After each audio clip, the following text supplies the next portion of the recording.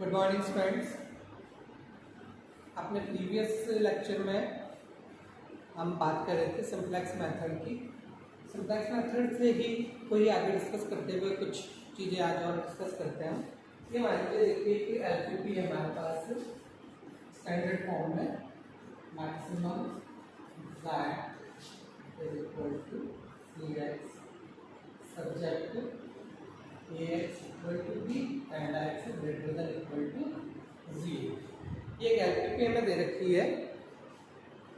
Maximum z is equal to cx subject to ax equal to b and x greater than equal to 0।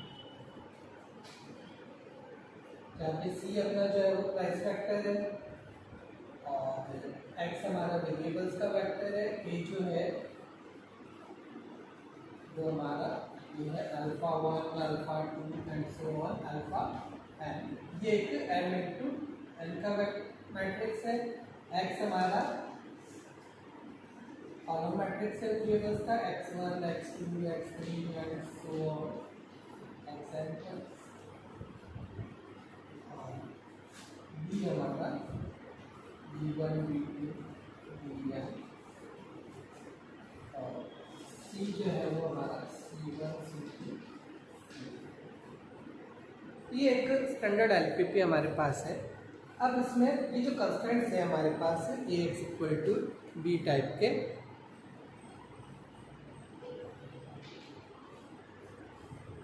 इस equation को अगर मैं solve करता हूँ तो ये देखिए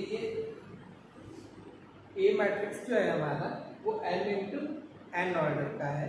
तो यहाँ पे मुझे इसके जो बेसिक सॉल्यूशंस मिलेंगे वो मेरे पास n बेसिक सॉल्यूशंस इसके मिलेंगे। We have n basic solutions of अगर हम इसको सॉल्व करें ax इक्वल टू b को तो मेरे पास इसके बेसिक सॉल्यूशंस जो है वो m आएंगे। मान लीजिए कि वो m बेसिक सॉल्यूशंस जो है उनके कॉरस्पॉन्डिंग जो वेक्टर्स होंगे उन वेक्टर्स को मैं नाम दे देता हूँ β1 β2 and so on from βm तक।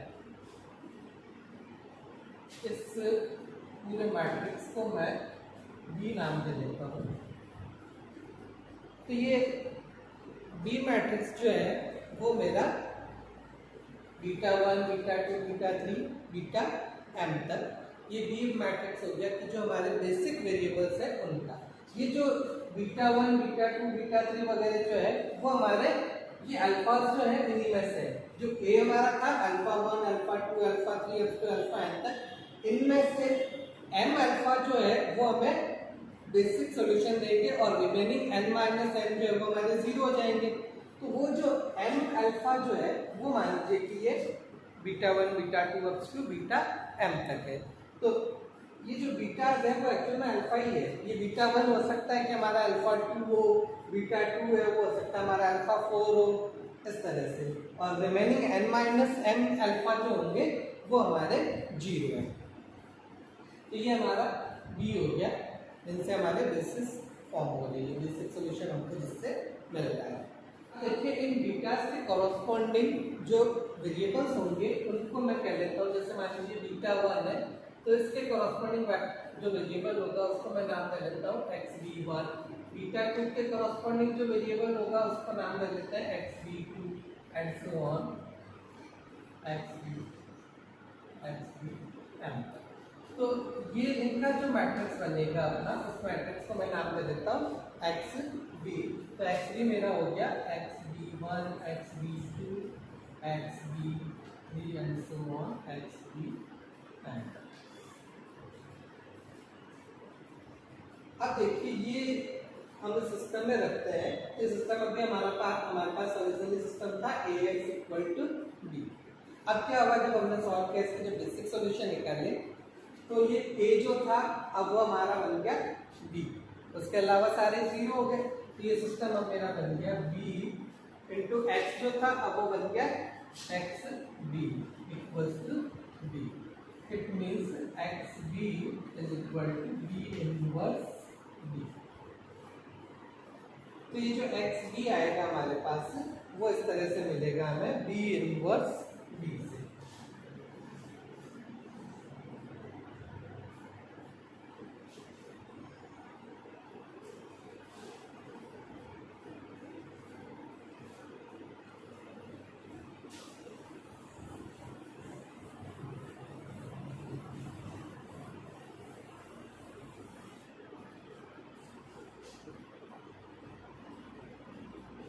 अब देखिए ये जो x3(1), x3(2) वगैरह थे, इनके करस्पॉन्डिंग अगर मैं प्राइस की बात करूं, प्राइस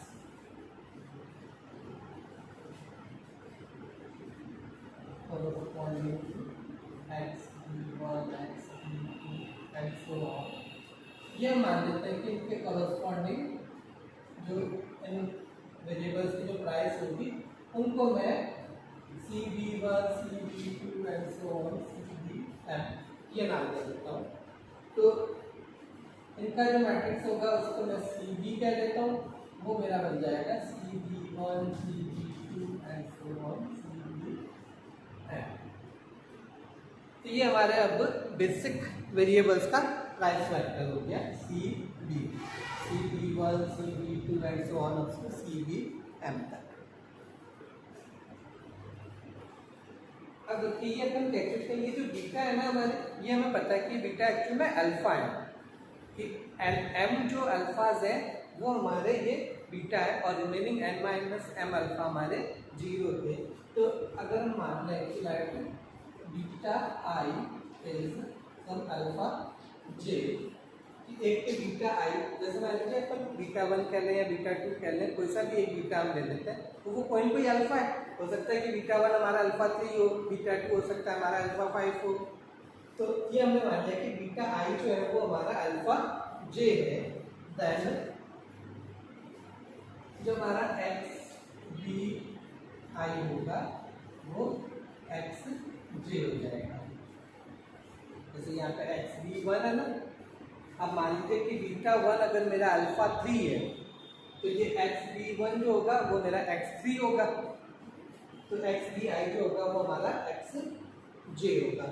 इसी तरह से ये जो c b j है वो हमारा c b i जो होगा वो हमारा c j हो जाएगा। Now since b is basis of basic feasible solution, so every vector of A can be expressed as linear combination of B।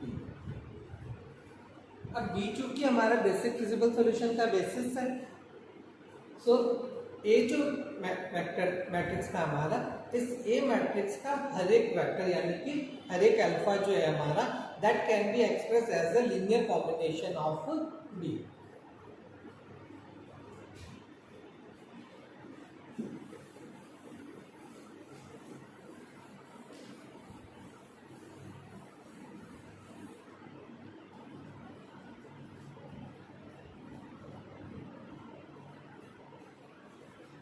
तो इट मीन्स कि कोई सा भी अल्फा अपन लें, मान लीजिए कि अल्फा j है, it means that is every alpha से alpha j that can be expressed as a linear combination of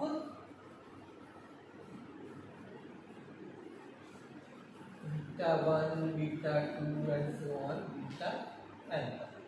किसी भी अल्फा को अपन मान लेते हैं अल्फा जे की हम बात करें तो अल्फा जे जो होगा वो हमारे beta 1, beta 2, beta 3 so on up to अपन कह लें बीटा m तक, इनके एक लीनियर कॉम्बिनेशन में अल्फा जे को हम एक्सप्रेस कर सकते हैं, व्यक्त कर सकते हैं। तो मान लीजिए कि अल्फा जे को मैं इस तरह से लिख लूँ कि alpha j is beta 1 1j plus beta 2 y 2j and so on beta m y m। या एक तरह से कह लें कि बीटा 1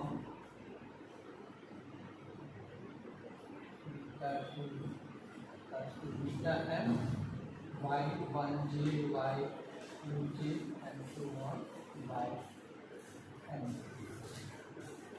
तो ये अल्फा जे को हमने बीटा के लीनियर कॉम्बिनेशन में रिप्रेजेंट कर लिया इस तरह से कि alpha j is beta 1 y1j plus beta 2 y2j plus beta 3 y3j and so on up to beta m ymj। Matrix form में लिखे तो इस तरह से लिख सकते हैं। मैट्रिक्स ये आ गया बीटा का, बीटा 1 बीटा 2 बीटा m तक और इनटू ये y1 by y1j y2j and so on ymj। अब ये बीटा 1 बीटा 2 बीटा m वाला जो है ये तो हमारा बी मैट्रिक्स है और ये जो मैट्रिक्स है y1 y इसको मैं yj नाम दे देता हूँ। Alpha j equal to B Y J. यहाँ से हम चाहें तो ये कह सकते हैं कि yj is equal to B inverse alpha j। तो यहाँ से हम yj कह सकते हैं yj is B inverse alpha j।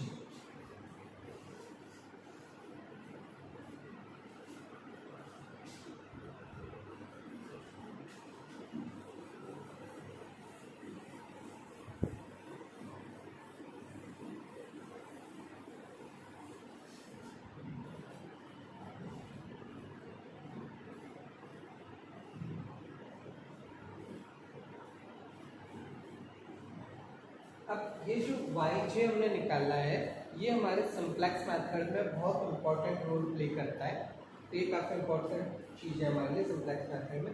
इसी तरह से एक टर्म zj और है उसको भी हम डिस्कस करते हैं, वो भी सिंप्लेक्स एल्गोरिथम में हमारे बहुत इंपॉर्टेंट रोल प्ले करता है। देखिए zj हमारा होता है, ये देखिए zj हमारा होगा zj is cb into yj। cb हमारा ये था cb1 cb2 and so on cb m तक और yj हम बता ही चुके हैं हमारा ये y1j y2j and so on ymj। क्या करेंगे zj is cb1 y1j plus cb2 y2j plus cb3 y3j and so on cb and y and j।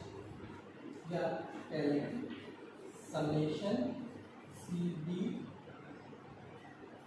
I y and j summation I equal to 1 to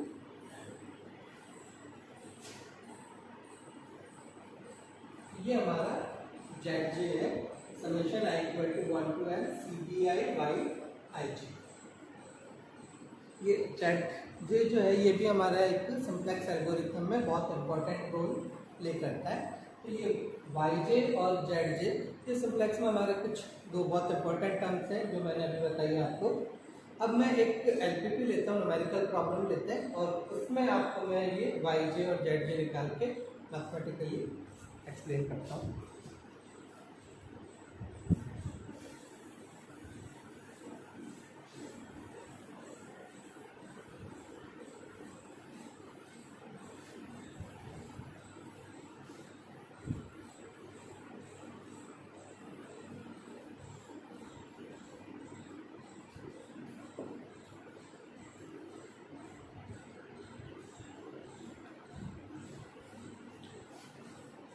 ये देखिए ये कोई LPP है हमारे पास, maximum z is equal to x1 plus 2x2 plus 3x2 subject 4x1 plus 2x2 plus x3 less than equal to 4 and x1 plus 2x2 plus 3x3 greater than equal to 8 and x1 x2 x3 greater than equal to 0। अब देखिए ये एक LPP है, इस LPP में हम yj और zj निकाल के देखते हैं। तो सबसे पहला काम तो ये हुआ कि मुझे इस एलपीपी को स्टैंडर्ड फॉर्म में लिखना है। तो ये देखिए स्टैंडर्ड फॉर्म में ये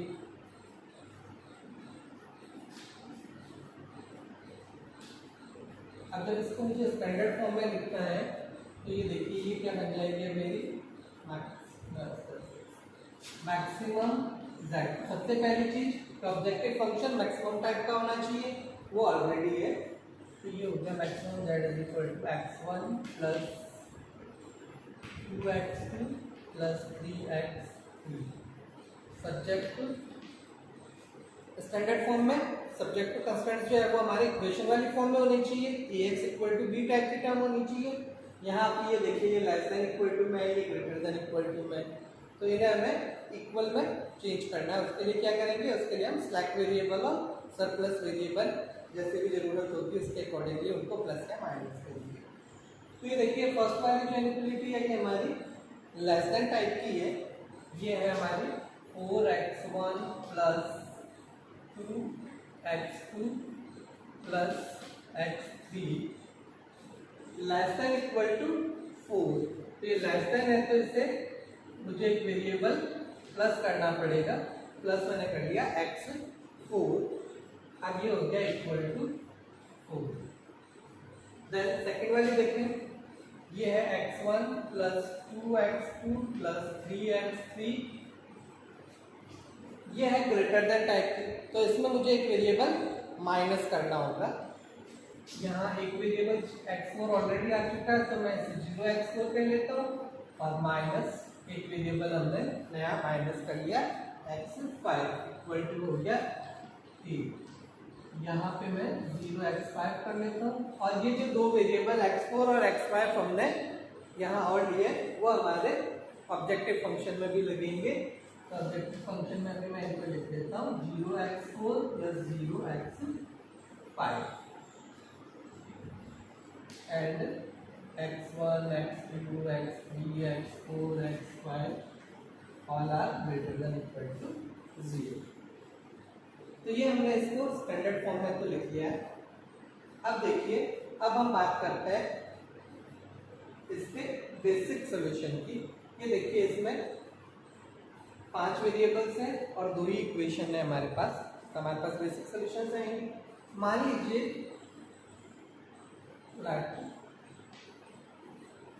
ये जो इनइक्वालिटीज हैं ये हमारे पास, इसको हम स्टैंडर्ड फॉर्म में कहें तो वही maximum c equal to z equal to cx और ये ax इक्वल टू b हो गया, ये x greater than equal to 0 हो गया। तो यहाँ पे जो a है हमारा वो एक तरह से alpha 1, alpha 2, alpha 3, alpha 4, alpha 5 हुआ और अल्फा 1 जो है वो देखिए वो हमारा हो गया 4 1, अल्फा 2 हमारा हो गया 2 2, अल्फा 3 जो है वो हमारा हो गया 1 3, अल्फा 4 हमारा हो गया 1 0 और अल्फा 5 हमारा हो गया 0 1।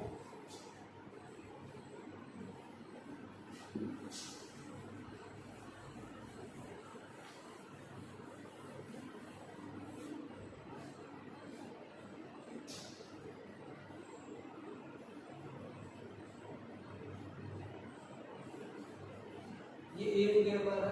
इस तरह से x अगर हम कहेंगे तो x हमारा हो गया x1, x2, x3, x4, x5।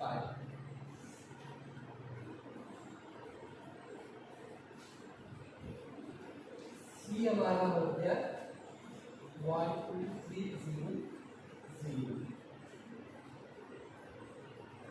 और b हमारा हो गया 4 8। तो ये पूरी एलपीपी हमारी एक तरह से इस तरह से बन गई। Maximum z is equal to cx, यहाँ पे c हमारा है 1 2 3 0 0 रो मैट्रिक्स हो गया। x जो है वो हमारा एक कॉलम मैट्रिक्स हो गया, x1 x2 x3 x4 x5 subject to ax equal to b, जहाँ a हमारा ये alpha 1 alpha 2 alpha 3 alpha 4 alpha 5 और b अल्फा जो है वो ये और x greater than equal to 0। अब मान लीजिए कि जो सिस्टम हमारा Ax equal to B type का है, उसका एक बेसिक सॉल्यूशन हम कुछ मान लेते हैं। इसके बेसिक सॉल्यूशंस निकालने के लिए क्या होगा कि कुछ वेरिएबल्स होंगे। ये इसमें देखिए दो इक्वेशंस हैं, तो दो वेरिएबल्स तो हमारे पास होंगे जिनकी नॉन जीरो वैल्यू होंगी। उसके रिमेनिंग जो दूसरे वेरिएबल्स हैं उनको हम वैल्यू जीरो दे देंगे। तो मान लीजिए कि like alpha 3 alpha 1 will are the basis of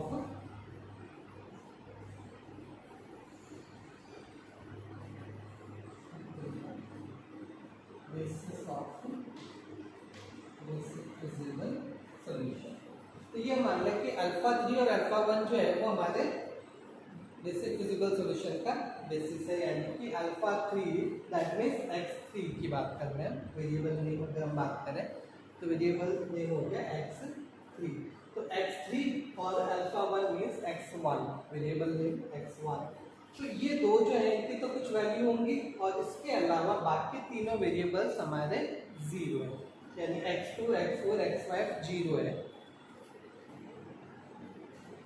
ये अल्फा 3 अल्फा 1 इसको हम बी नाम देंगे और एक्स बी हमारा होगा x3 x1। तो अब ये जो इक्वेशंस थी हमारी, ये अब हमारे पास एक तरह से बन गई B X B equal to 3। तो एक्स बी जो होगा हमारा वो होगा बी इनवर्स बी।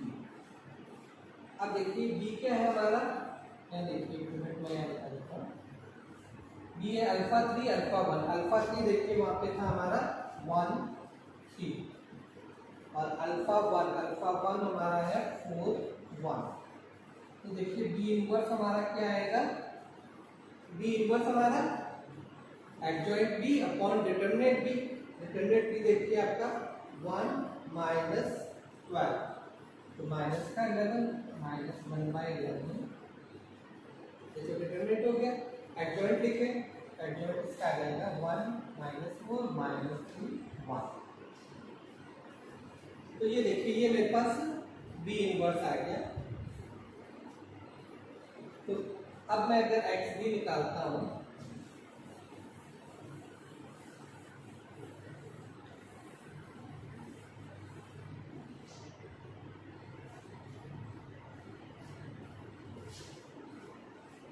अब देखिए एक्स बी मेरा क्या होगा, B inverse means minus 1/11 1 minus 3 minus 4 1 into B, B means 4a।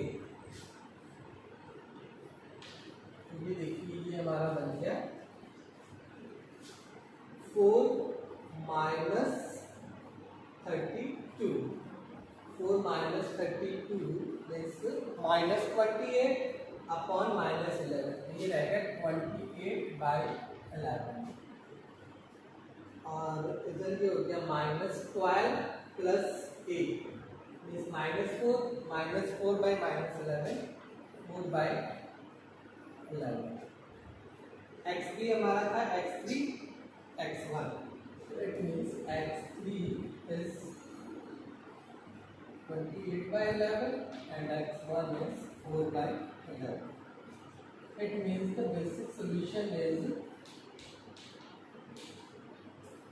x1 हमारा 4/11, x2 0 होगा, x3 हमारा 28/11, x4 x5 0। तो ये इसका एक बेसिक सॉल्यूशन हमारे पास ये आ गया।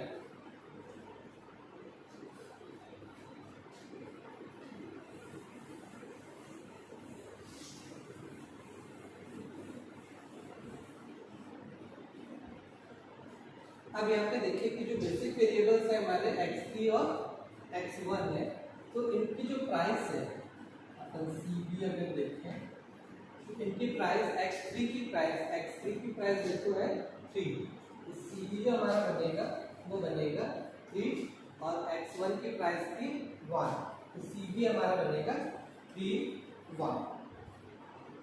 अब देखिए अपना जो A वेक्टर है, ए मैट्रिक्स जो है, इस ए मैट्रिक्स के किसी भी वेक्टर को मैं बी के लीनियर कॉम्बिनेशन के रूप में रिप्रेजेंट कर सकता हूँ। तो मान लीजिए कि मैं किसी भी एक वेक्टर को ले लेता हूँ, जैसे मान लीजिए अल्फा 2 को हमने ले लिया, तो हम ये कह सकते हैं कि alpha 2 can be expressed as ए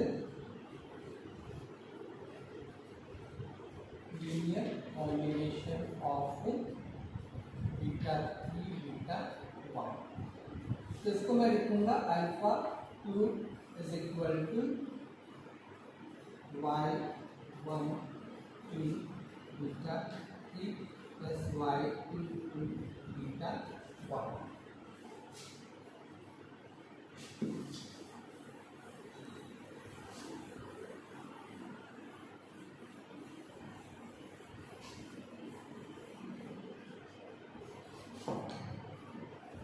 यानी अल्फा 2 को हम लिख लें, alpha 2 is by2 and b हमारे पास था बीटा 1 बीटा 2, ये हमारा बीटा 1 बीटा 2 और y2 जो है वो हमारा हो गया y1 टू y2। तो यहाँ से हम कह सकते हैं कि y2 is b inverse alpha 2। B inverse हम पहले निकाल चुके थे, बी इनवर्स हमारे पास आया था -1/11 1 -4 -3 1 और इनटू अल्फा 2 हमारा है, अल्फा 2 हमारे पास था 2 2।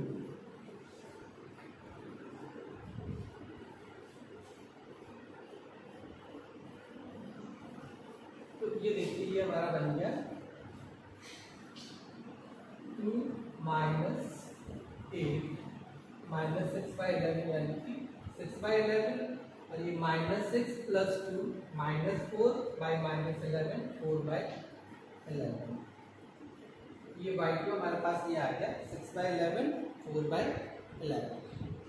अब देखिए अगर हम z की बात करें, मान लीजिए हमने यहीं पे z2 भी मुझे निकालना हो, तो z2 हमने आपको बताया था पहले कि z हमारा होता है CB × y2।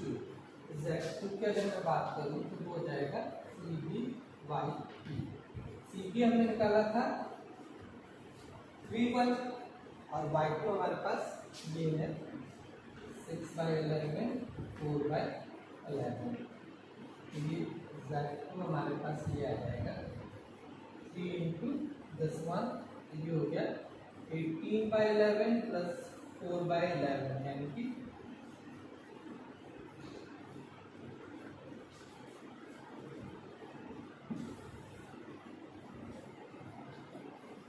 तो ये z2 हमारे पास हो जाएगा 3 × this यानी 18/11 + 1 × this यानी 4/11, ये हो गया 22/11 यानी कि 2। तो ये इस तरह से z2 की वैल्यू भी आ गई हमारे पास 2। इसी तरह से हम जो भी निकालना है z1 निकालना चाहे z3 z4 z5 इन सब की वैल्यूज हम इस तरह से निकाल सकते हैं। तो ये सारे z1 z3 z4 z5 निकालने के लिए पहले उनकी कॉरस्पॉन्डिंगली हमें y निकालना होगा। पहले हम y1 निकालेंगे, फिर y3 y4 y5 ये सारी वैल्यू, फिर उनके कॉरस्पॉन्डिंगली z की वैल्यूज हमारे पास आ जाएगी। ये z की वैल्यू जो है वो हमारे सिंप्लेक्स में बहुत ही इम्पोर्टेंट चीज़ है, ये हमें निकालनी आनी चाहिए। तो ये हमने देखा कि z हम किस तरह से निकाल रहे हैं, z हमारा किस तरह से मिल रहा है हमें। अब फर्दर नेक्स्ट पीरियड में हम और आगे डिस्कस करते हैं। Thank you.